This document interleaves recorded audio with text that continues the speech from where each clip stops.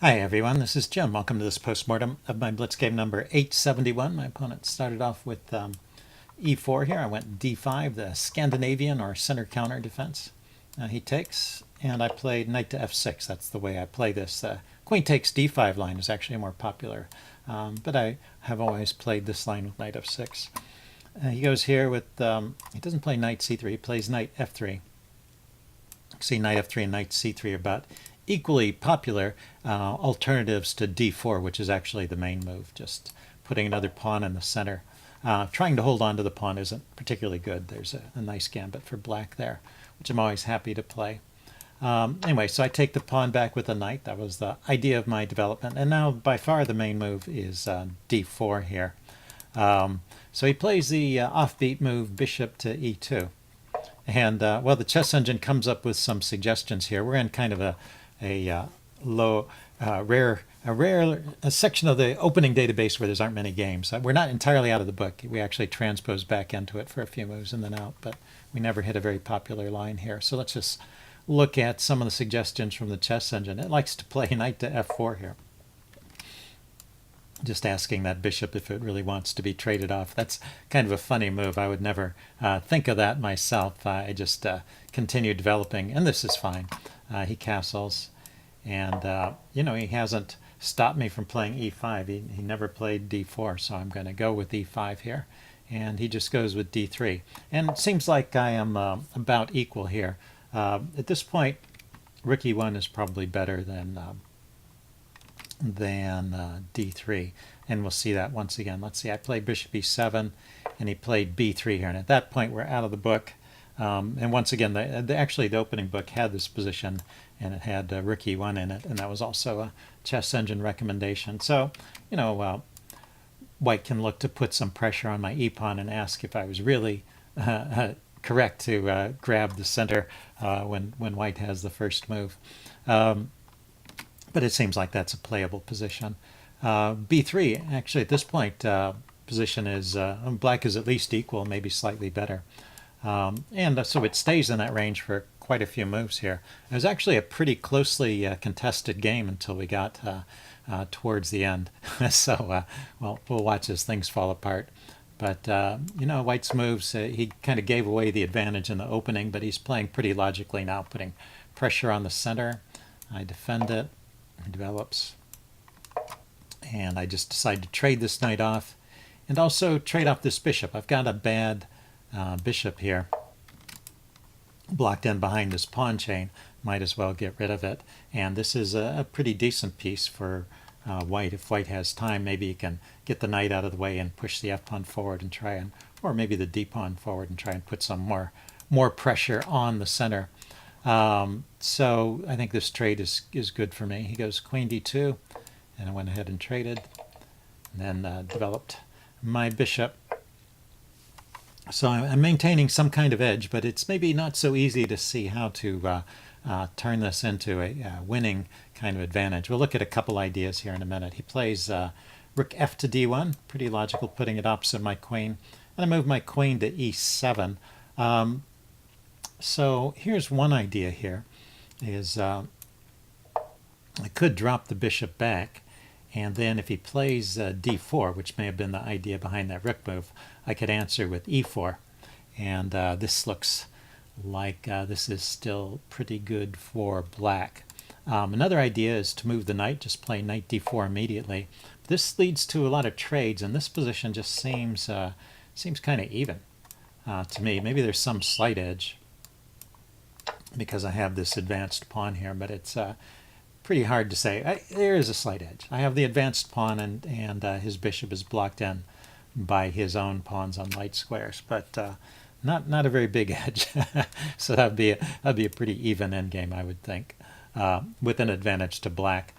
Queen e7 was not liked so much because here white really could have played d4, and in answer to e4 could have continued on with d5, taking advantage of this placement of my bishop. That was why bishop to f7 was an idea in that previous situation. So now best is just to take the pawn. He takes. So I've given up the light squared bishop, which was a good piece. But once again, this position looks very even. Yeah, it's hard to say. I mean, there are some ideas for white. White can put this bishop over here and maybe threaten to attack my king. I'll have to step aside, but I can also harass that bishop with my knight going to one of these squares. So still, all in all, a pretty even position.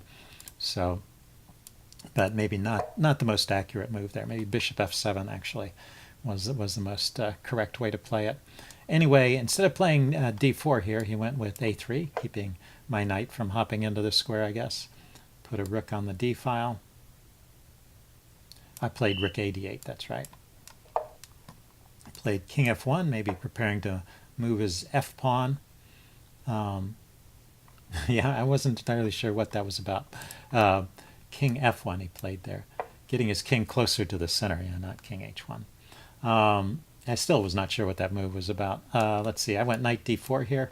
That's kind of what I was planning with this rook move. I wanted to get my knight here, the place when I could take back with a piece. I wanted to keep this little imbalance in the position where I have 4 versus 3 over here, and he has 4 versus 3 on the other side. That's a way to keep a little imbalance in the position. Let's see, he goes bishop f3, attacking my pawns. I defend with c5. The queen is now defending over here. He goes b4, take, takes, and I play a6. I was spending a lot of time thinking about this position now. It's tricky, once again, to figure out how to keep an edge, but I thought a6 was pretty good. Another alternative here, which leads to pretty much an even position, is to play rook c8. Queen goes back. I can grab this pawn. He can grab this pawn. I can grab this pawn. And what is this? I have an extra pawn now, so maybe that's why the chess engine prefers this. I guess if it goes with this sequence, but let's see, whose move is it? It's White's move here, and this pawn is under attack by the rook and the bishop. So yeah, I don't know if I'm going to keep my extra pawn for very long. I think that turned out to be about even. So a6 is a way to keep some life in the position, but my opponent continues to play well, frustrating my attempts to get a winning advantage. See, I went queen d7 here, which took me a while to find. It's not a move that does a whole lot, but the chess engine actually approved of it. It gave it, it was its top choice there. He goes queen b6, and I go bishop d5. This is almost forced, but the chess engine was liking this sequence. He takes, I take, and oh, I took with the rook, yeah. So some slight edge for black here. But he keeps finding good moves as well. White keeps finding good moves, and it's hard for me to exploit any kind of advantage. I avoid the trade with rook d4, and then he played f3. This was maybe the one move, well, since the opening play was a little weak, but White's play has been very strong since then. But f3 was a little bit of a weak move. It doesn't do a whole lot, and so there may be a way to exploit this. Let's see. The chess engine, first of all, instead of f3, is recommending rook c5, which he played later in the game. So kind of f3 is just a bit of a wasted move. But to exploit it, there is this interesting idea here with rook e8. Let's see, he went f3. If I played rook e8 here, I went rook c8. But there is a pin operating on this pawn, and so putting the rook behind this pawn actually does perhaps intend to push the e-pawn forward. That would at least be a playable move there. Then rook c5. And now rook e6, that was the other idea of rook e8, was to come and harass the queen, force this trade. And I think this turns out pretty good because after the exchange of rooks, after the exchange of queens, I can take this pawn, and I think I can hold on to this pawn now, so that f3 move, if I had given me this chance to actually get a winning edge in the game, which I didn't have otherwise, but I didn't see that idea, so kind of interesting. I wouldn't necessarily have assumed that the queen trade would have helped me so much, but the idea of trading queens and grabbing the b pawn, if I had seen that, that would have been an attractive way to play. Anyway, I went with rook c8. I think I was intending something similar with rook up here to chase the queen away, but he immediately opposes my rook, and so it looks like there's nothing I can do to avoid some trades here. And let's see, I went with rook d5, harassing his queen a bit. Queen just dropped back to c4, and he's pinning my rook. I was going to play rook here, go after that b pawn once again. That does seem to be the one weakness in White's camp, but I have to unpin first. He brings his king a little closer to the center here. And I get rook b5. Actually, rook b5 maybe is a bit hasty. The chess engine says g6 is the move to play here. Give my king a little lift before I start fooling around with my rooks again. Anyway, rook b5 is what I played. He defended with c3. I went h6 now. Give myself a little lift over here. He went rook a1. And let's just go forward. It's no real mistakes. It's just hard for me to get anything going here. So the game is staying in the range of about even as we play through this. And in fact, here, White is starting to get an edge. I think, well, technically it's still even, but this advanced pawn, this passed pawn rather, with the queens on the board is very dangerous, and this is hard to defend. So while this is technically even, Black has to play precisely in this position. So somehow, in all of my meandering, White managed to arrange some trades there that gave him a better position, gave him better chances. So good play by White. Let's see. The chess engine gives a line to keep it even. It would play like this: Queen e8 check, just activating the queen. Say the king comes over here to defend the pawn and help push it forward. Then the queen can come out here with the check and grab a pawn over here. Not there. Grab a pawn over here. And now I get maybe some counterplay on this side with 3 pawns against 2. And he still has the idea of pushing this pawn forward. And the other idea is after the check, the king goes in this direction. Then, well, the queen still comes out here. And when he pushes this pawn forward, grab this pawn. And once again, it's the same kind of deal, trying to get some play going on this side of the board to counter what White is doing in the center. My idea was to bring my king in, but I just chose a bad route to do it. Let's see, I went with king h7.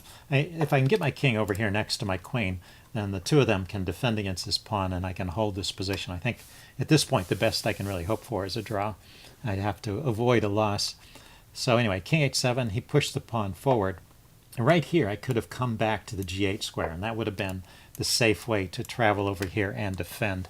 And that is still probably okay for Black, although White is certainly better. But instead I went king g6. And White found the excellent move, queen g4 check. And this is just a winning endgame. The trade is forced, and it's a winning endgame for for White. This pawn is blocking out my king from getting up to the side of the pawn, which would maybe hold his king off. So I have to come this way, and he has time to bring his king in. And so I can get in front of the pawn. Oh, where'd he go? He went to c4. Yes, that's okay. I can get in front of the pawn, but I can't hold this in the long run, and White should really just win this. So I'll show the quickest way for White to win. Right now I'm just marking time. My king has got to stay here to prevent that pawn from coming forward. But what's going to happen is I'm going to run out of pawn moves. So I'm just pushing pawns while I can. But here I have no more pawn moves. And so I have to move the king. Notice that if I push this pawn forward, he'll take on passant.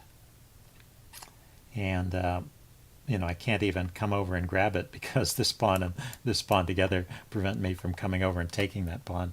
And so he's going to be much quicker than I am. My pawn is further away than his. So he's got that ideal situation of one pawn holding back 2 pawns and plus a passed pawn in the center.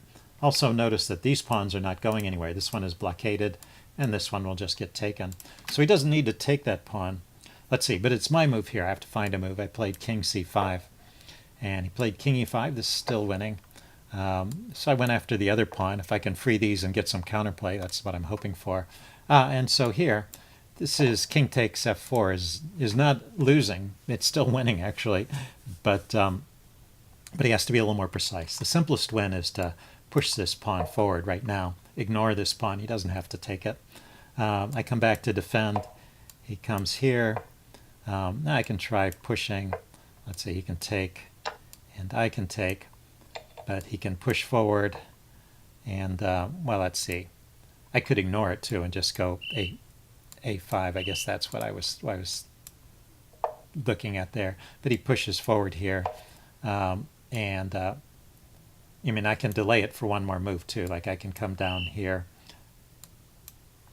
and he can come. Oh, I can't even go there. That's right. His pawn is guarding that square, so he's going to queen, and I'm still enough moves away that he can stop it. So that's the simplest win there. Even after this, he's still winning, but well, now I have some hope. Let's see. He plays d6. That's still okay. I come back, and he plays king e5. It's still okay.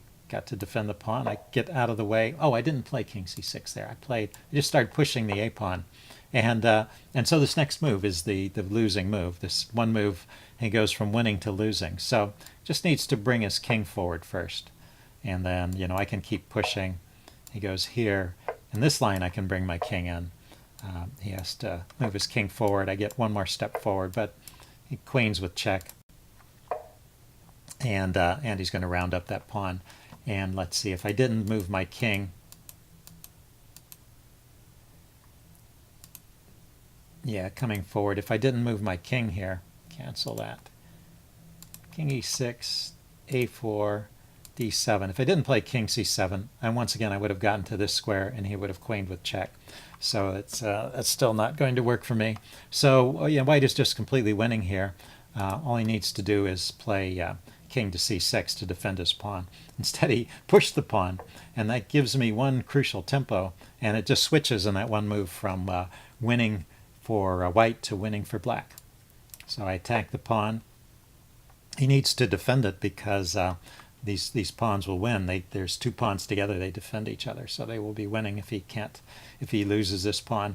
But I can blockade the pawn now, and he runs over to these pawns here.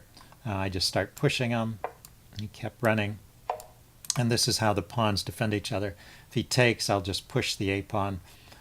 He blockaded once. I grabbed this pawn. He went ahead and took the b pawn. I pushed, and then he resigned. So a sudden turnabout at the end, but really white played a great game. Found this nice move, queen g4 check, to trade into a winning endgame. And before that, he played through the middle game. It was a little bit annoying that he kept offering all those trades, but he did manage to trade into a good position. And so anyway, it's a very interesting game. Hope you guys enjoyed it, and I will see you again next time. Bye.